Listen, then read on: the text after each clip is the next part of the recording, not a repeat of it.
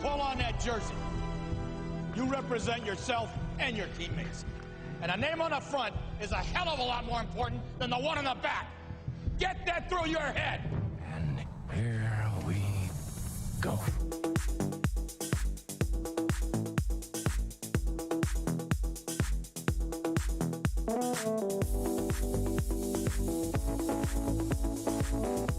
And it is no good. He missed it.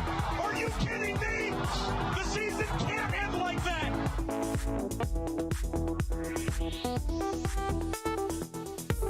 The playoffs? Don't talk about playoffs. You kidding me? Playoffs? I just hope we can win a game. What we've got here is failure to communicate. We all go a little mad sometimes. Some goofball in a hat and a red shirt. Now he takes off the shirt. He's running down the middle by the 50. He's at the 30. He's bare-chested and banging his chest. Now he runs the opposite way. He runs to the 50. He runs to the 40. The guy is drunk, but there he goes. The 20. They're chasing him. They're not going to get him. Waving his arms, bare-chested. Somebody stop that man.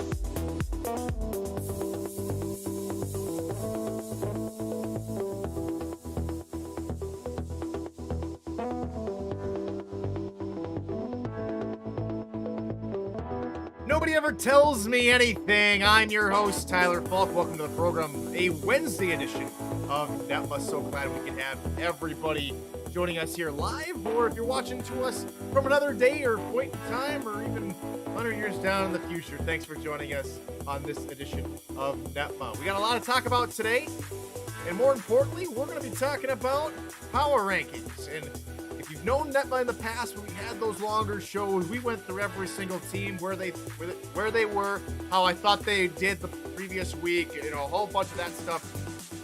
For the shows, from now on, we're cutting it down. We are only doing the top 10. The top 10, my top 10, Tyler's top 10.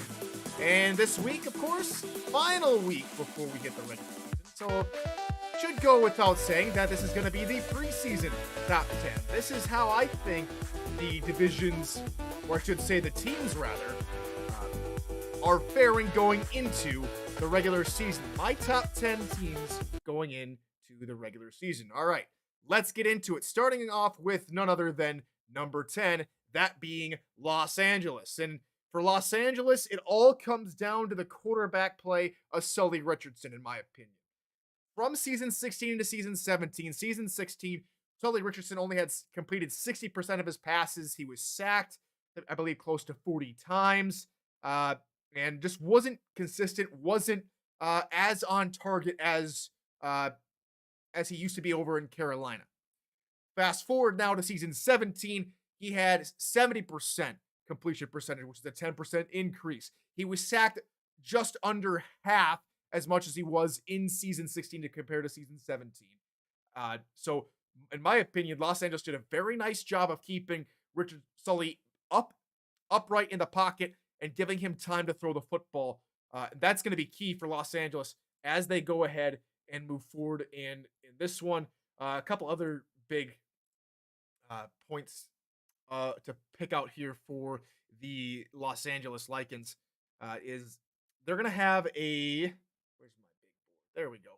Their linebacking core got some really nice additions. Kevin Brackett, Danny Stinson, both two fantastic linebackers. Then they add Tazzy Blackwell to the mix in the linebacking core. I think their linebacking core is one of the strongest in the Pacific Division right now. They have a really good defensive back core, and they got Ray and Ryan Yosef back in the safety department. Their defense looks good. If Sully Richardson can be kept upright in the pocket this season, and if he can complete maybe just one or two more of his passes without throwing 5 interceptions in the playoffs, I think Los Angeles are set up for success here in season 18. All right, number 9 is Portland. Now, I know last year I was pretty hard on Portland because they didn't have a statement win in their arsenal. They finished the season 6-6 for season 17 and missed out on the playoffs. For me, they added a couple of defensive pieces, a couple names to recognize out there. Brody Gulch At linebacker, Bernard Smith from Arizona, who's absolutely fantastic. Great person, great player. He's going to do wonderful things for Portland. I know he has some personal connections to Nelson Lozano over there. And then they got Israel Adams and Mike Savage in the draft for wide receivers, giving OJ Bruin in his sophomore season some more time, more weapons to throw to. The key for Portland, kind of like how it for LA is the quarterback play. How is OJ's development coming along here in season 18? How are they going to incorporate OJ Bruin into the game plan? How much is he going to be a factor rather than a hindrance? And will they break the 500 duck that they've reached in season 17? I hope they do. I have them going 7-5 at the minimum. I think Portland is probably a 7-5 team, makes it in a postseason this time around. Okay, moving on to yet another recent franchise at number 8, DC. I've mentioned earlier in the week, in Monday, that, again, this is the year of the Dragon. They have the pieces in place now to make a solid run for the playoffs. They're going to try and turn some of those close wins into victories. And one thing you have to know about DC, if you're fairly new to the SFL, is that they're a rookie talent factory. They love bringing in players. Jester just has his way with them and is able to make them perform to the best of their ability, and sometimes overperform for their ability. DC is a very strong team. You cannot sleep on anyone in the North, especially not DC, for how young they are since their return. Only, I believe, 3 seasons now they came in the league with San Diego. So yeah, DC's no joke. Do not underestimate this Dragon team. They come out with a no nonsense style of football, and just don't take it for granted. DC's going to do well this year, I think. All right, moving on to number 7 is the London Knights. Air raid incoming.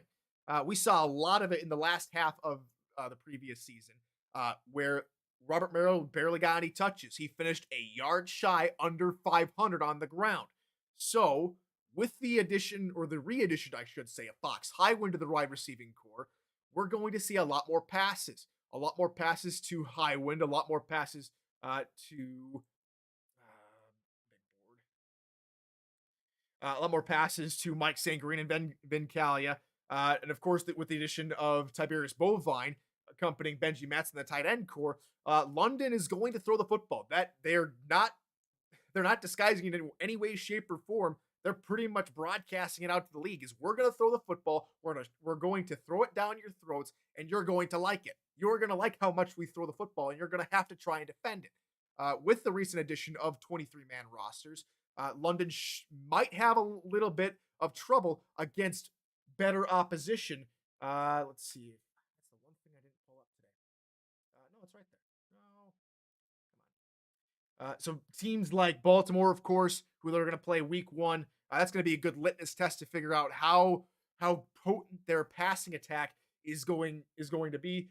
Then they've got Mexico City week 3 before their bye week. So we're gonna see 2 games here for London that are gonna be good litmus tests. Both of those games are on the road, so we're gonna see how much an air raid offense will fare in this newfound SFL that we find ourselves in after the recent changes made in season 16. All right, on to number 6, and that team is Florida. They drop down, some would say, after finishing runners-up this previous season, and that has something to do with Mighty stepping down from being the head coach. Art Vandelay comes in. He's going to lead a great defensive scheme. He's going to put the defense in places to exceed. The only question on my mind for Florida is their offense going to be as strong as we've seen it? They have the pieces in place with Ron Cochran, with Charlie Boletsky, EJ Minson, Stephen Bush. None of those guys have left. It should be the same looking offense, maybe a couple different plays thrown into the playbook, but it's going to be a different look offense for Florida. And if it can get any better, the defense is going to get stronger. The defense should go toe to toe pretty well with Baltimore. Now it's just the case of keeping the offense on track for Florida. They're there at number 6. All right, we turn the corner to number 5 now, and that's where we see the Revolution as they are in the top 5 of this top 10. And will the 2-horse race work? Will Colin Hart and Randy Squarebush both find ample playing time and both get maybe about the equal amount of touches that they both want. Squarebush took a little bit of a pay cut when he signed his rookie contract for the Revolution, about maybe 10 points difference between his SFLM contract with Annapolis and his pro contract with the Revolution. So we're going to see how much that impacts Squarebush in the recent preseason game with San Diego. Again, preseason games are with generic playbooks and generic schemes. So let's take all that with a pinch of salt, especially when Louisiana gets their hands on their personalized playbook. What is going to happen with that running game? How potent will that running game be? That's going to be the main catalyst for the Revolution season. I think they stand a good chance of going above 500 and making the playoffs, but they're the wild card. They are a true wild card in every sense of the word, because if that two running back tandem does not work, it falls flat on its face. You will see the Revolution season also fall flat on its face. All right. Number 4, we go to division rivals for Louisiana, the Atlanta Swarm. Swarm don't really have a lot of changes, only maybe 1 subtraction, and 4 rookies join the ranks. Honest Adobe, DJ Bannett in the offense, and Diamond Blackwell, who accompanies Aquana Shine, and Cree Higgins at linebacker, and Don Fletcher, who jumps in at the 4th cornerback spot. So, for Atlanta, the key for Atlanta is their offense and defense. Can they keep up the same production? They had the highest scoring offense in that East Division and the lowest points allowed for their defense also in the East Division. They look to maintain the same momentum they had coming out of season 17, season 18. Should be smooth sailing. I don't know what will happen for Atlanta other than that, but Atlanta, to me, again, I think they take the East Division. I think they finish just above Louisiana, probably at the same record, maybe around 8-8, 9-3, maybe even 7-5. But I think Atlanta takes the overall lead in the East, because I think they're going to go out and beat the Revolution in Week 5. That is a must-watch game for the East Division for all intents and purposes, because that right there, I believe, is going to be the division-clinching game early on in this season. All right. Top 3, we start with Vancouver, and more options for Tom Pepper. Now, in Vancouver, up in the Great White North, they add David Gears. It's a whole new gear for Andy Hamilton to play with. 4 big wide receivers. Chris Curtis and David Gears are roughly on pace with each other. Gears has better route running and better catching than Curtis, though he finds himself still developing. And I think that's very tantalizing for Andy Hamilton's squad and for the rest of Vancouver. I think Vancouver stands a really good chance of making a deeper run to the playoffs and maybe even cracking into the championship game. It all depends on the defense. The defense itself, especially in the linebacking department, looks a little underwhelming for Vancouver, but we'll have to see. Vancouver strong at number 3. All right, number 2 is Mexico City. Now, they did lose Fox Highwind. That's probably the biggest missing piece from a season ago for Mexico City. But how do you plug a hole when you're missing pretty much one of the biggest wide receivers in the game? You plug it and you go 5 wide. They now have 5 wide receivers on the board, and I think that's right there is just a little bit extra scary, because in previous seasons when teams went 5 wide, you didn't always have 5 starters, 5 starting wide receivers on the line of scrimmage. You had 3, maybe 4 guys for some teams, and then you had 1 guy pulled up from off the streets. So for Mexico City to go 5 wide and have 5 capable wide receivers is probably the biggest selling point for Mexico City. I think Mexico City has a good chance. In fact, I think Mexico City is going to, they're my pick to win the championship this season. I think I mentioned that on Monday, but just in case you weren't there for Monday's show, I think Mexico City wins the championship, but they still finished second in these top 10 power rankings, these preseason power rankings, because where else can you put Baltimore, the defending champions? They didn't lose too much, and they only add. The rich get richer, so to speak, in that regard. And for Baltimore, quiet is good.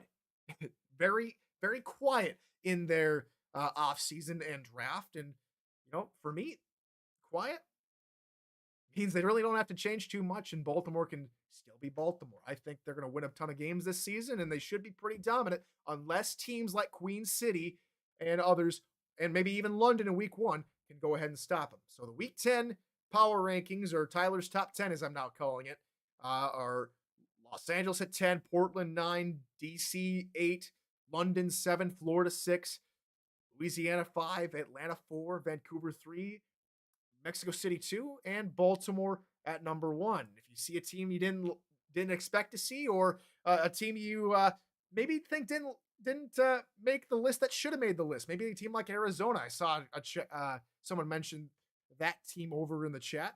If you think I'm wrong, go ahead and let me know in the NETMA Discord channel, link to which is the bottom of your screen. Hope to see a whole bunch of people there, but that's how it sits for now. All right, everybody. Tomorrow we take a live interview, or should say for tomorrow it'll be a pre-recorded interview with Matthew Slynn. The real Slynn Shady will step up, and we'll discuss general managership, his picks for the upcoming season, and a whole lot more. We hope you tune in for that show. But that's going to put a wrap on things and festivities here tonight. We hope to see you tomorrow for another edition of NETMA. Until then, good morning, good afternoon, and good night.